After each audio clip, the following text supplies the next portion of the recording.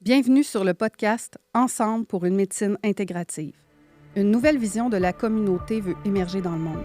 Ce podcast invite à la collaboration de différents professionnels pour la création d'un pont entre les approches scientifiques et holistiques, entre la médecine conventionnelle et les médecines douces, pour que nous puissions un jour réellement dire Ensemble pour une médecine intégrative.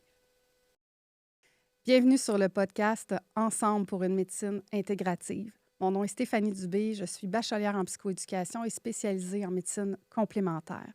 Vous êtes invité aujourd'hui sur ce nouveau podcast parce que moi, j'ai envie de vous parler du système actuel en santé, de ce qui se passe pour nous au Québec au niveau du bien-être, du mieux-être, de la santé, autant physique, au niveau de nos émotions, de notre mental, bref, de plein de beaux sujets. Et je rêve depuis de nombreuses années d'un pont entre les différentes médecines, donc un pont entre la médecine conventionnelle et la médecine, les médecines douces, en fait.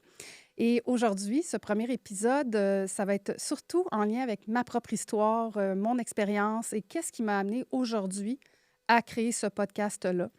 Et j'ai choisi une femme qui m'inspire énormément pour me poser les bonnes questions afin que je puisse vous livrer vraiment mon message à partir d'un espace de vérité, de cœur et tout en étant inspirée dans le flow. Donc, je reçois Karine Champagne. Bonjour, Karine. Allô, je suis tellement contente d'être avec toi puis d'assister à la naissance de ce podcast-là. Écoute, c'est partagé. Karine, je vais te présenter, même si selon moi, tu n'as pas tant besoin de présentation. Karine, tu étais, il y a de nombreuses années, une présentatrice, une lectrice de nouvelles pour LCN. Donc, moi, je t'ai connue dans la télévision, là, à l'époque où Internet Elle n'existait commençait à même pas. peine, ouais. C'est ça. Et en te suivant, j'ai appris un jour que tu avais quitté un milieu plus conventionnel pour t'en aller dans une liberté d'expression, d'opinion et être plus en alignement avec ton essence, avec ton aspect créatif et donc, quelque part, avec même de l'ouverture vers l'holistique. Clairement. Tellement. Puis même, tu sais, j'ai soigné ce qu'on appelle une dépression dans l'expérience terrestre, là. Puis finalement, je me suis dit, je pense que c'était plus un éveil spirituel. Puis j'ai été chanceuse parce que j'ai eu des médecins qui m'ont bien accompagnée en me disant, fais du sport, bouge. Fait que je suis pas allée vers la thérapie traditionnelle. Je savais qu'il y avait un chemin à faire vers moi. Fait que tout ça, ça fait tellement du sens d'être avec toi aujourd'hui. Puis de, tu sais, vraiment de te voir faire ce pont-là. Si jamais vous nous regardez sur YouTube, il y a une image extraordinaire qui est un pont où il y a une image qui est...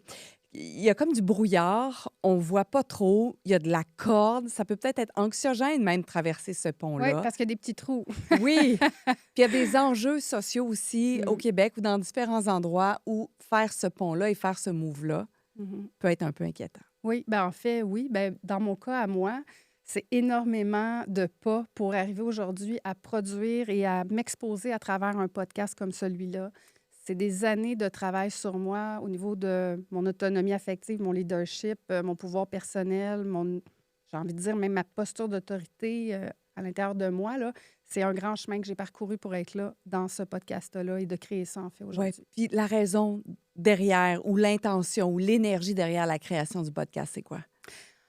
En fait, ça va m'amener à te parler de mon histoire personnelle. Certains la connaissent déjà parce qu'ils me suivent depuis un moment. D'autres me découvrent peut-être au moment de cet épisode-là. Donc, je vais répéter mon histoire, mais je vais quand même mettre un contexte. Au Québec, actuellement, la naturopathie, si on parle, par exemple, de cette discipline spécifique-là, c'est toléré. Mais il n'y a pas encore de reconnaissance légale au sens légal du terme, là, c'est pas encore défini comme un métier qui est vraiment reconnu et qui peut être appliqué, pratiqué en toute sécurité légale et tout ça. OK? On a énormément de lois à connaître et de comment on peut faire les choses. Je vous dirais que les naturopathes sont, selon moi, des gens très courageux parce que les enjeux légaux en arrière de ça, des fois, je me dis pourquoi cette voie-là? Tu sais, pourquoi avoir pris cette voie-là? Ma vie pourrait être plus simple. Mais toutes les médecines douces au Québec sont touchées par les lois, surtout la loi médicale, j'ai envie de dire. Puis, je comprends que ça demande beaucoup d'éducation, d'ouverture et de partage des différents professionnels des deux côtés du pont pour qu'éventuellement, on fasse tomber les barrières, les résistances, les peurs et qu'on puisse vraiment collaborer pour une meilleure santé collective. Parce qu'on le sait, là, le système, il craque de partout, Fonctionne pas. il déborde. Les gens sont malades et ont de la difficulté à être vus. Puis on n'est pas en prévention du tout. Non, en fait, les gens, ils attendent tellement. Parfois, la maladie est déjà installée, fait qu'on se retrouve dans les hôpitaux, on attend les spécialistes, puis on est en mode attente, puis on est aussi en mode je remets mon pouvoir aux spécialistes, aux médecins. Et je suis pas en train de dire qu'ils n'ont pas des connaissances pour le faire, là, pas du tout. Ils ont des années d'études et ils ont tout mon respect sur le nombre de temps qu'ils ont passé dans les bancs d'école pour pouvoir accompagner des gens en santé. Mais il reste que la façon dont c'est monté actuellement, que c'est partagé, que ben c'est comme si mon médecin, c'est un peu Dieu, tu sais, puis je lui remets toutes les clés de ma santé, puis je suis les directives.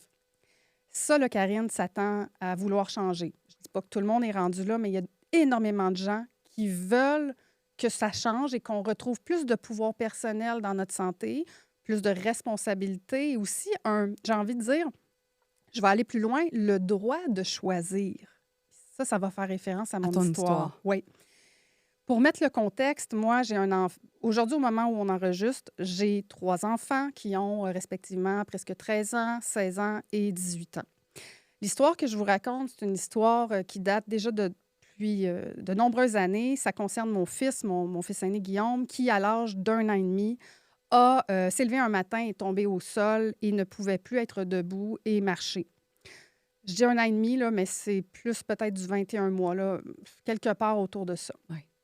Et sur le coup, on se demande, en fait, on s'en va consulter. Là, on voit bien que notre enfant a une problématique. Et ça va nous prendre 1 mois et demi avec différents tests là, pour savoir que finalement, c'est malheureusement pas un virus passager qui a peut-être affecté ses articulations. Mon fils souffre d'une maladie qui s'appelle l'arthrite juvénile idiopathique. Je savais même pas que ça se pouvait un enfant arthritique là, tu sais, à ce moment-là. Et on va entrer dans l'univers des hôpitaux et des spécialistes. Et heureusement qu'à ce moment-là, je suis une maman à la maison parce que j'ai mis de côté ma carrière pour être à la maison avec mes enfants, parce qu'il faut énormément de temps pour accompagner des enfants. Quand un enfant a une maladie chronique, c'est beaucoup de rendez-vous médicaux. Et moi, je ne suis pas une fille de Montréal. J'ai grandi à Montréal, je suis née à Montréal, mais j'ai quitté Montréal il y a de nombreuses années, ce qui fait que c'est beaucoup de temps aussi au niveau de la distance, me rendre... Du voyagement. Oui, le voyagement et tout ça. Et j'ai un conjoint qui travaille à l'extérieur et qui est donc absent quand même assez souvent. Donc, je suis la personne qui doit gérer cette espèce d'horaire-là à travers 3 enfants en bas âge, là. C'est mon aîné, puis il y a 2 ans, là, mais tu sais, le 3e va arriver dans ces mêmes années-là. Alors, on va rentrer en rhumatologie. Et je veux quand même dire d'emblée que je suis super contente de ces spécialistes-là qui sont, tu sais, dans les hôpitaux pour enfants, sont fins avec les enfants. Tu sais, on est bien reçus. Donc, tout ce que je vais partager, c'est pas pour dénigrer ce travail-là, mais vraiment pour parler de ce fameux pont. Ouais. Alors, au départ, ben je leur remets mon pouvoir. Je suis impuissante. Là. Je suis une mère qui ne sait pas ce que je vais faire avec ça. Tu sais. Donc, j'écoute. Hein? Qu'est-ce que je dois faire? Qu'est-ce que je dois faire? Au départ, on va commencer avec du Advil tous les jours, anti-inflammatoire. Et bon. Déjà là, ça accroche parce que moi, je viens d'une famille où ma mère est naturopathe. Donc, on a grandi avec les plantes, l'alimentation anti-inflammatoire, tu sais, comprendre notre corps. Si on est malade, on se pose des questions, on prend soin de ce qui est débalancé, tu sais, et tout ça. Et là, on est en train de me dire que je vais devoir donner un médicament, mais pas un médicament temporaire comme j'ai déjà moi-même consommé pendant quelques jours. C'est Là. du Advil à vie. Oui, bien, en fait, à vie de la maladie, mais oui, tu sais. Ouais. Là, j'ai vraiment un problème de valeur, mais je vois bien qu'il faut qu'il marche, là, tu sais. Donc, on va le donner, le Advil. Mais cette maladie-là, idiopathique veut dire sans cause apparente. La science, actuellement, bien, au moment où je suis suivie pour mon fils, donc ça a peut-être évolué depuis, ils ne peuvent pas me garantir que la maladie va s'en aller. Ils ne peuvent pas me dire comment elle va évoluer. Ils ne peuvent pas me dire si ça va empirer, si ça va être mieux, si ça va partir. Ça dépend de chaque individu. Mais ce qui est sûr, c'est qu'ils veulent que je donne des médicaments parce qu'il ne faut pas que les os en viennent à se toucher. Parce que si les os se touchent, il va, en fait, il ne pourra plus bouger, tu sais. Puis c'est toute une histoire de croissance, là, osseuse et est en développement. Donc, il ne faut pas que je niaise avec ça. Alors, ça va être du Advil. Rapidement, je vais être amenée à OK, là, est-ce qu'on pourrait faire autrement les choses? Parce que, C'est ça, se poser des questions, c'est remettre un peu en question le ouais, diagnostic une fois le choc passé. c'est ça. Et là, ben moi, j'ai ma mère qui peut m'éduquer, m'enseigner ce qu'elle me transmettait en tant que maman, mais là, en tant que naturopathe, pour que je devienne beaucoup plus équipée pour comprendre ce qui se passe dans le système et la biologie de mon enfant. Alors, je vais m'intéresser au microbiome, au microbiote, à la flore intestinale. Euh, Qu'est-ce qui fait qu'on devient inflammé? Tu sais, donc, au niveau de la naturopathie, là, je vais m'éduquer. Et je sais que ça part de moi. Ça ne veut pas dire que j'avais besoin d'être dans cet état-là, mais c'est comme si quand j'allais à l'hôpital, j'étais comme une guerrière, là, puis là, il fallait que j'arrive là, hyper solide, connaissante, parce que j'allais leur parler de ça. C'est comme si déjà j'avais la croyance qu'ils ne seraient pas ouverts. Là, on parle de moi dans la vingtaine. Là. Tu sais, je suis une femme qui a 20 ans de plus aujourd'hui. J'ai cheminé, j'ai évolué, j'ai maturé. Peut-être que je me présenterais autrement, mais là, je suis vraiment comme avant même une guerre, je suis en guerre, tu sais, dans ma tête, parce que je veux qu'on m'écoute, puis je pense qu'on va jamais me prendre au sérieux parce que c'est pas reconnu, la naturopathie. OK? Est-ce que déjà, quand tu commences à prendre les conseils de ta mère et que tu l'appliques avec ton fils, tu vois une différence sur certains? Oui. Dès qu'on a appliqué une alimentation alcaline pour enlever l'inflammation, mais là, c'était quand même rigide, là. C'est une belle hygiène alimentaire, mais c'est rigide, là. Il n'y a plus de sucre, il n'y a plus de produits laitiers, on va chercher le calcium ailleurs. Tu sais, c'est un enfant qui ne mange pas de gâteau dans des fêtes d'enfants. Écoute, tout est super perfect. Il n'aura plus aucune trace de maladie durant je crois que c'est 1 an ou 2 là, qu'on le fait de façon intense et plus de maladie. Quand on va en rhumato, bien, ce qu'on nous dit, c'est qu'il n'y a pas d'inflammation. En ce moment, l'arthrite n'est pas active. Donc, je le sais que ce qu'on fait sur le plan alimentaire fonctionne. À un moment donné, mon chum va juste me partager qu'il est un peu à bout de manger juste trop bien. Hein? Et d'avoir une glacière pour aller manger chez des gens, de dire à un enfant tu sais, de ne pas manger du gâteau.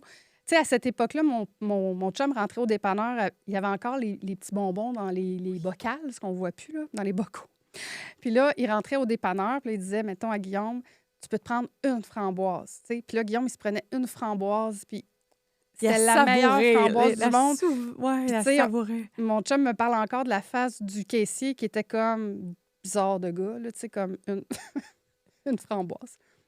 Mais tu sais, c'était ça. Fait que j'ai décidé ben, en fait, de croire que son microbiome, que tout ce qui était peut-être là au niveau intestinal, tu sais, le système digestif, tout ce qu'on sait aujourd'hui, parce qu'on est 20 ans plus tard, c'est beaucoup plus reconnu, ce que je te parle maintenant, là.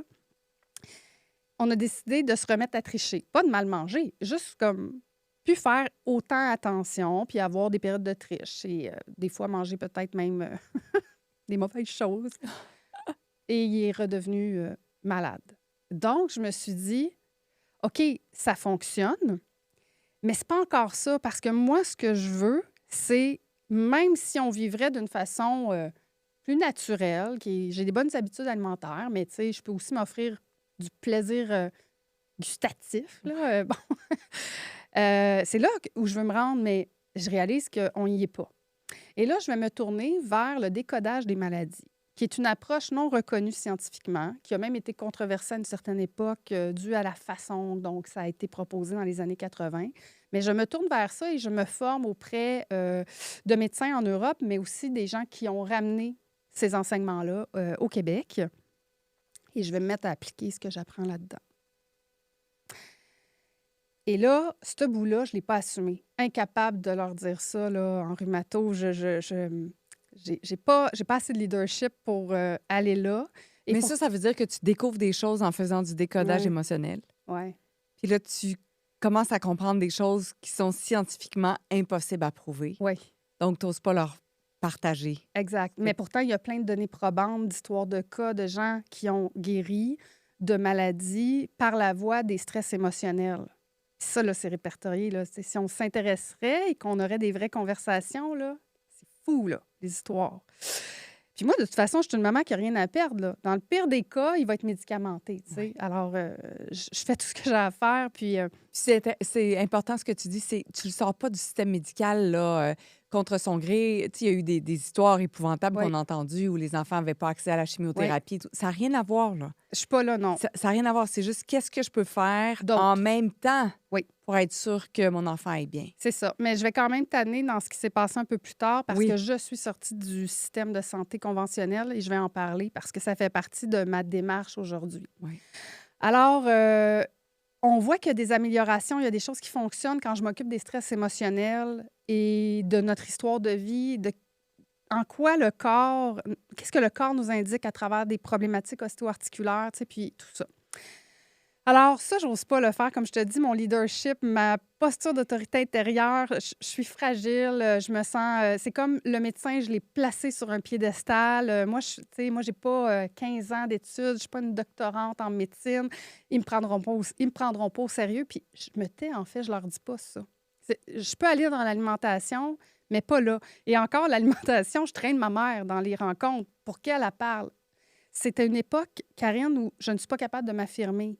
Tu sais, aujourd'hui, j'enseigne ça, j'en parlerai plus tard dans mon école, mais de ce que je fais avec mon école maintenant. Mais à cette époque-là, je suis incapable de m'affirmer. J'ai peur de l'autorité. Fait qu'en dedans, là, je suis tout croche, mais je suis par contre une femme qui va de l'avant, avant-gardiste, qui ose des sentiers différents, mais faut comme pas que ça paraisse, tu sais.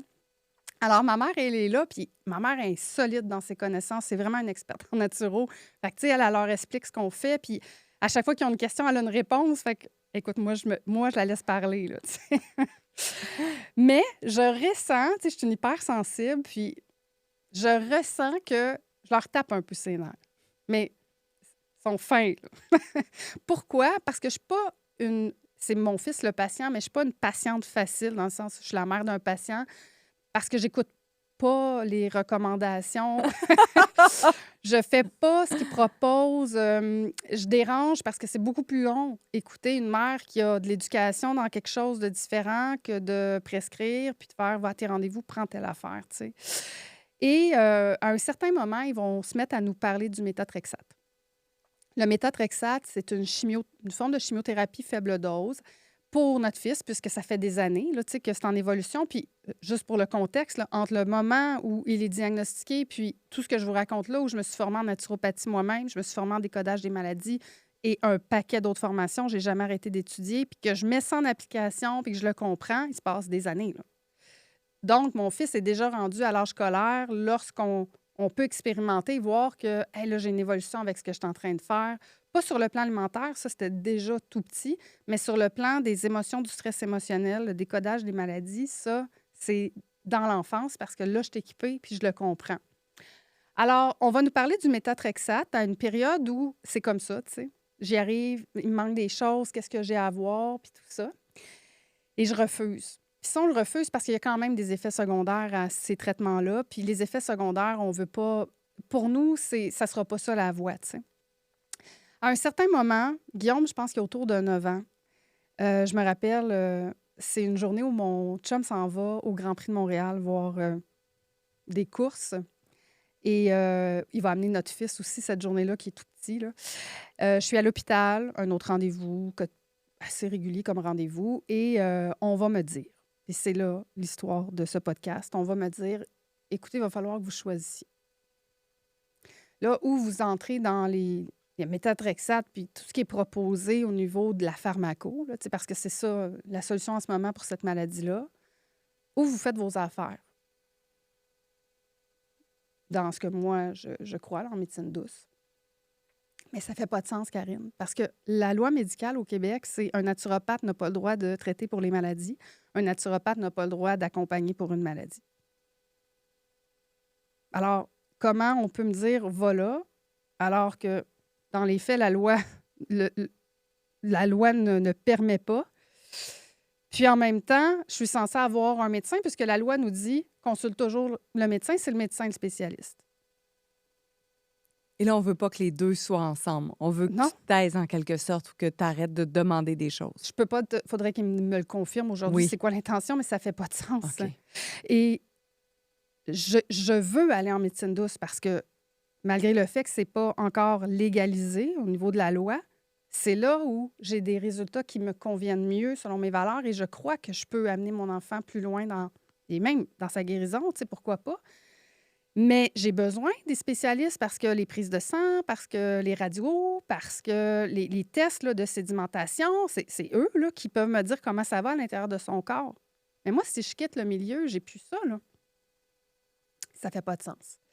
Et là, j'ai peur. J'ai peur de ce qu'on va m'envoyer la DPJ, protection de la jeunesse, si je m'éloigne d'un système qui est censé être on consulte seulement en médecine conventionnelle. C'est ça la loi.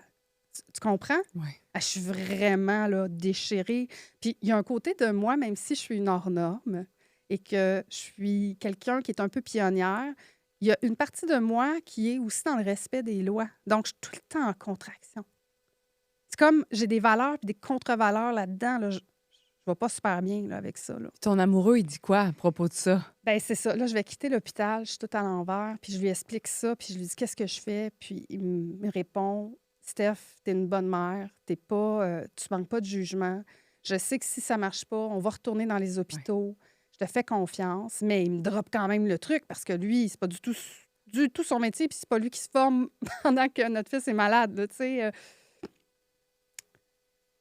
Je devais avoir beaucoup de force de caractère parce que j'ai décidé de quitter. Et cette journée-là, mon chum s'en va au Grand Prix avec Guillaume. Puis, il va dire à Guillaume, c'est terminé, on ne va plus dans les hôpitaux. Tu sais, c'est cette journée-là là, où je décide que je vais prendre en main la santé de mon enfant. Je reviens au podcast.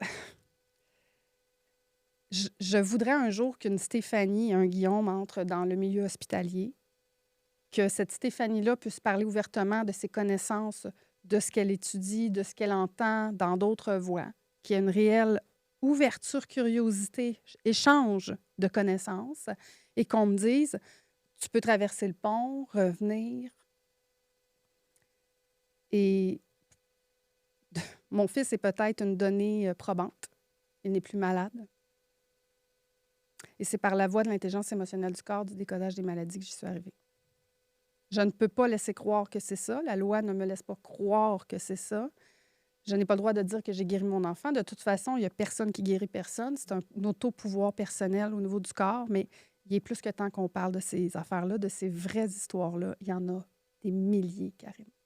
D'ailleurs, si jamais vous avez peut-être une histoire similaire, que vous aussi, vous avez entendu une histoire, vous avez quelqu'un dans votre entourage, vous-même, avez vécu cette transformation-là, ou cet apaisement intérieur, ou cette auto-prise en charge, Oui. bien, on serait vraiment très content de vous entendre. Vous avez des liens pour joindre Stéphanie, parce que c'est ça que tu veux répertorier. Tu veux créer aussi une Oui. communauté qui est prête à traverser le pont, mais vraiment dans la bienveillance, pas dans Oui. la résistance, pas dans cette attitude de jeune vingtaine, de Oui. maman de 20 ans qui, comme, je commence à me battre avant même que la guerre soit commencée. Non, de quelle façon on peut s'en parler? Tu sais, Karine, ce que je comprends du peu de sagesse que j'acquiers en, en vieillissant, les gens, quand il y a de la résistance, c'est qu'ils ont peur.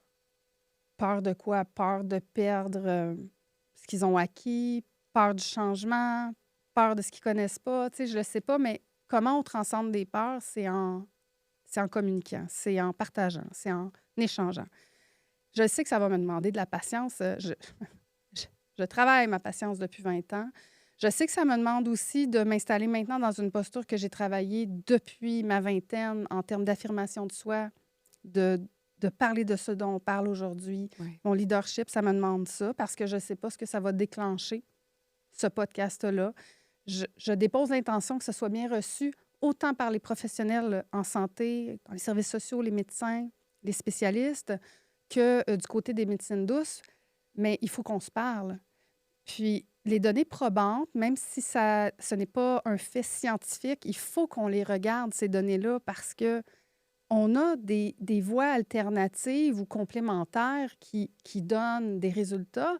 Et si on regarde nos intentions, qu'on soit un médecin, un spécialiste ou un naturopathe ou un tout autre professionnel en médecine douce, on veut toute la même chose. Une personne en santé qui va bien dans sa tête, dans ses émotions, dans sa vie. On a tous la même intention. Puis une société qui est capable de soigner les gens qui ont besoin aussi de tout ce qu'il y a avec la médecine, puis les hôpitaux. Oui. Puis, tu sais, le terme intégrative, la médecine intégrative, Oui. C'était pas un terme qui était très populaire, là, encore quelques années. Là, on l'entend plus. Oui, Je l'entendais avec Docteur Brouillard, je l'ai entendu oui, avec Pastel Fluo aussi, tu sais, oui. un documentaire qui a été présenté. Donc, on doit être dans les balbutiements où le train est parti, le Ouais. momentum est commencé. Est-ce que tu vois une grande différence entre v'là 20 ans puis maintenant déjà? La différence que je vois, c'est des médecins et des gens de l'autre côté du pont. Si moi, je suis dans les médecines douces aujourd'hui, ben, de l'autre côté du pont étant les médecines conventionnelles, j'entends des professionnels se positionner pour ça.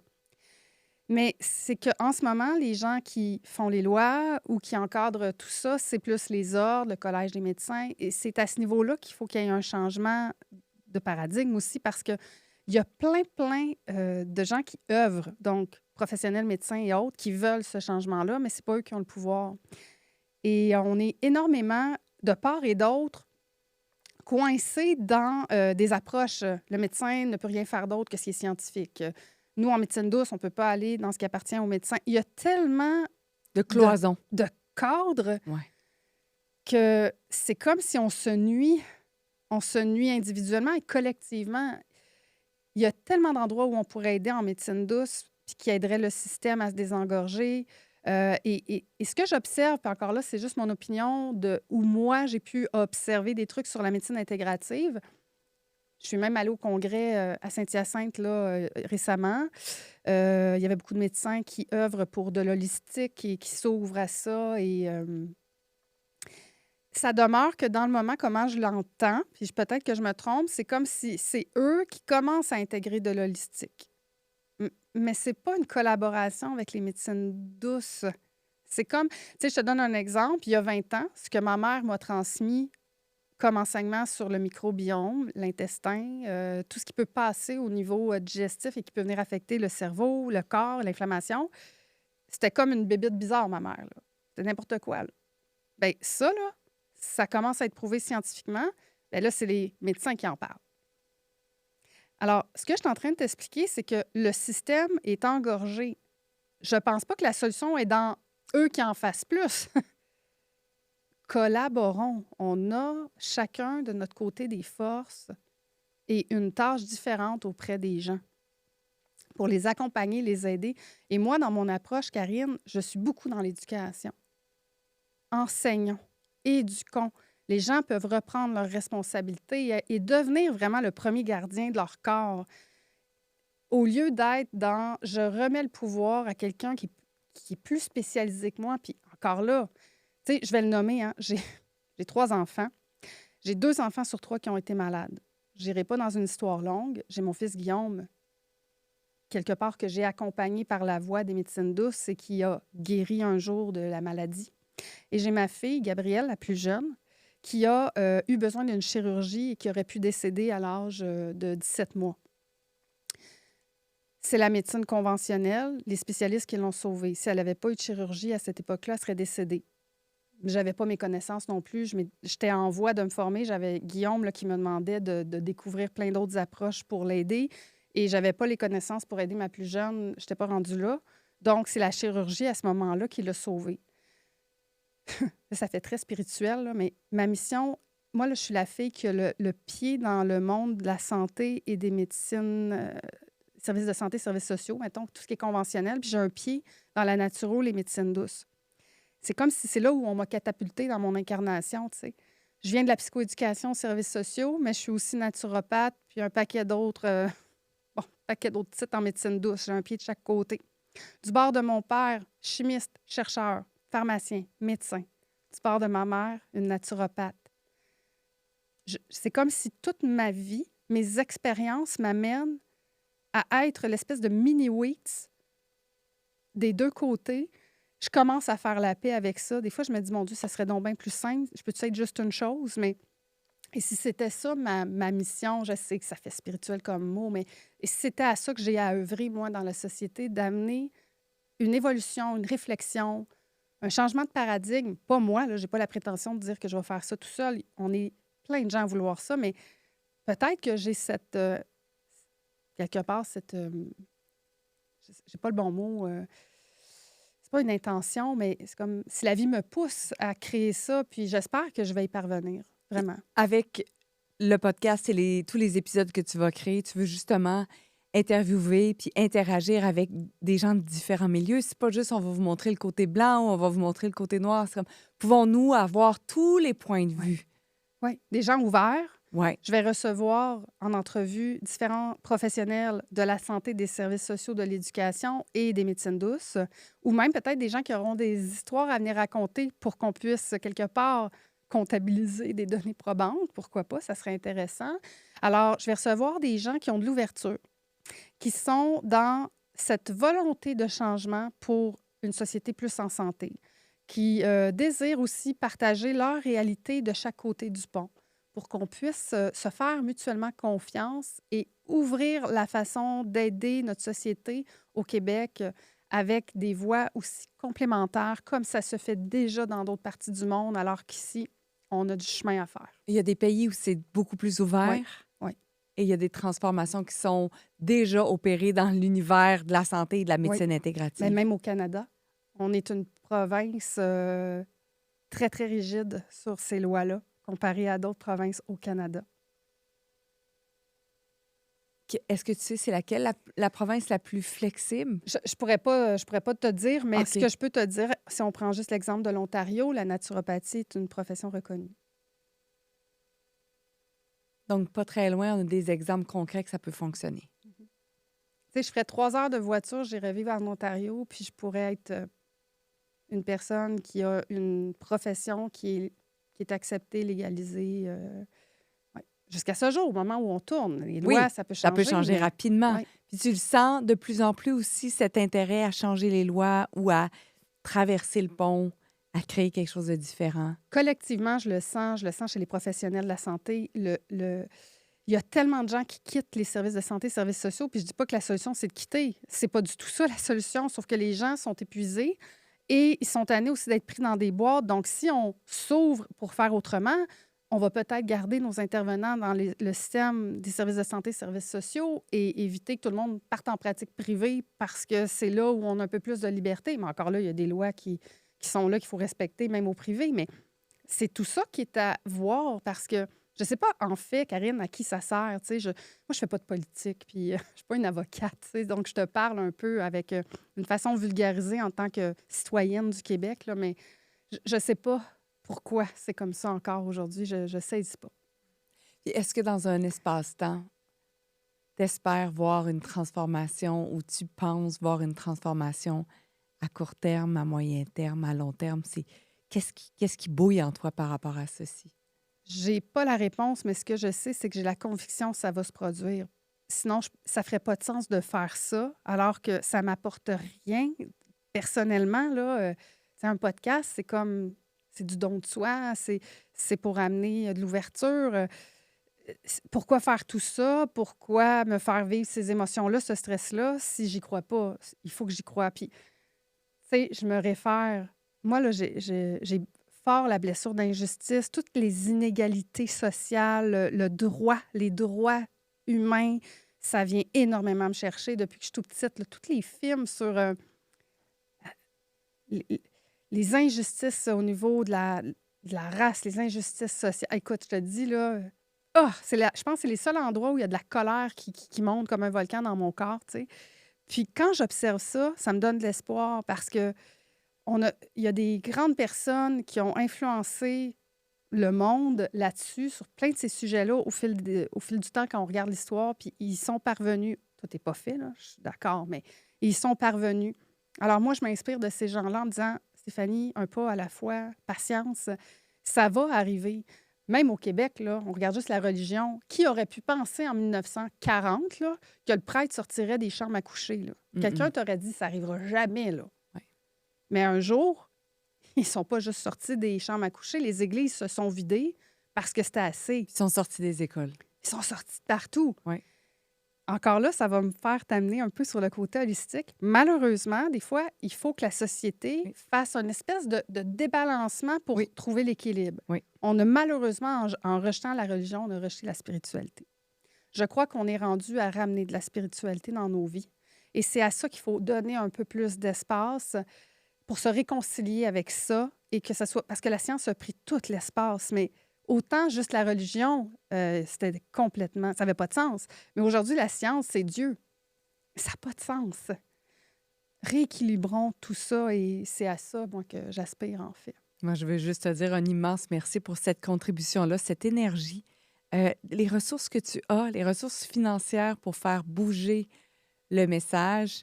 Puis je sais de mon vivant qu'un jour j'applaudirai, puis je te pointerai du doigt en te regardant à la télévision en disant Mhm. je la connais, elle. Puis je suis juste trop impressionnée. Ça me touche beaucoup. Merci de voir ça en moi. Mm. Absolument. Merci à toi de mettre ça de l'avant. Alors, je te remercie, Karine, de m'avoir posé toutes ces magnifiques questions pour que je puisse livrer mon message à partir de cet espace de vérité, parce qu'il y a tout un enjeu quand on s'auto-entretient. Ouais. Je te remercie énormément. Et je vais parler à ma communauté en vous invitant à vous abonner à mes chaînes. C'est important. On n'est pas là pour aller chercher un bénéfice financier quand on fait un podcast comme ça. Et il faut s'abonner pour... Ça donne de l'énergie, en fait. Ça nous permet de voir qu'on fait ça pour des gens qui, comme moi, comme d'autres, ont à cœur ce changement-là. Abonnez-vous, partagez, suivez-moi. On est le podcast Ensemble pour une médecine intégrative. C'est sur différentes plateformes. Abonnez-vous, ça va nous aider. Ça va m'aider aussi à vous aider. Puis, encore une fois, je n'ai pas la prétention de faire ça tout seul. Donc, tous ceux qui œuvrent pour ça. Et sinon, je vous informe aussi que j'ai une école de formation professionnelle. J'offre de la formation avancée pour les intervenants du milieu des services de santé, services sociaux, le système de l'éducation et les médecines douces pour vous amener dans ce chemin moins fréquenté qui est les approches holistiques. Alors, vous pouvez aussi me retrouver dans mon univers avec le Centre de formation et santé holistique Satnam. Je vous dis à très bientôt, puis on se retrouve sur un autre épisode, en fait, du podcast Ensemble pour une médecine intégrative.